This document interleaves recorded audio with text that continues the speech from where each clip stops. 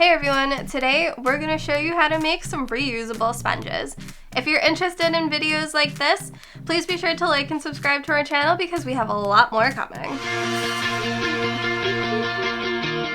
Today we're going to be showing you how to make some reusable sponges. This is great if you want to try to minimize waste in your house and can be done very easily with things that you probably have laying around.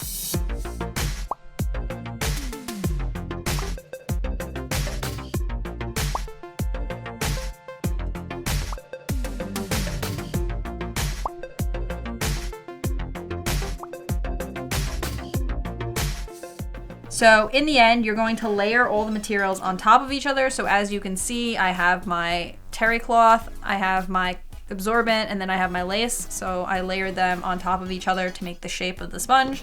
Josephine did similarly. I'm doing towel for both sides, and then I'm gonna apply the lace on one side to be my super scraper side. The first thing you're going to do is put a pin in each side, except for the one you're going to stitch first. This will help the pieces stay together while you're stitching. Thread your needle and then stitch one side at a time. For me, I don't really care whether my stitches, you can see them inside or outside, so I'm just gonna go for it. So I'm gonna start at the bottom here, find my bottom. Yeah, I'm gonna work across the top of my lace because I'm going to put another part of lace on the bottom so that it's all covered in lace, and then once I have both on, I'm gonna stitch in the middle to hold it in place. Push the needle up from the bottom of your layers and come back down. Make sure you leave a 2-inch tail at the back. Then tie a double or triple knot at the end of it. Okay, and that would be your first stitch.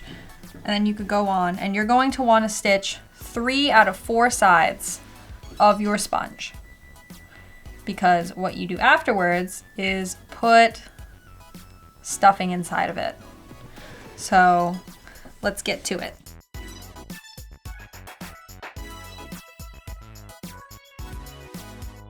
Okay, so now that you've sewed up 3 sides of your sponge, you're going to stick polyester stuffing or batting or spare fabrics if you have any. You take small pieces at a time and you stuff them into your sponge. As you can see, I've already stuffed a lot of mine and Jo has to stuff hers. With a lot of stuffing. With a lot of stuffing. You want it so it's kind of like plump. You know, you don't want a wilted sponge. You want there to be some squeeze to it. Not too much squeeze. Yeah, not too much though, because it's not a teddy bear, it's a sponge. And after you have stuffed it as much as you want, you're going to just sew that last side tight, and you will be done with your sponge. So, let's get back into the thread of it. I give up with you.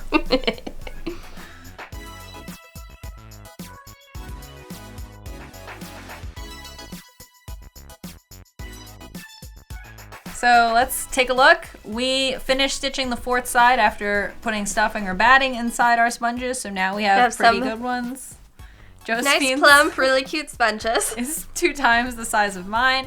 Usually people have sewing machines, so if you have a sewing machine, this will be a really fast process. If you don't like us, it'll be, slow process of your Josephine.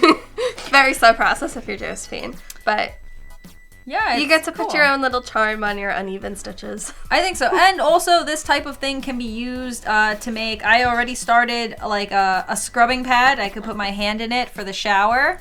It's very versatile. Once you know how to make the sponge, you can start, branching out, making other things.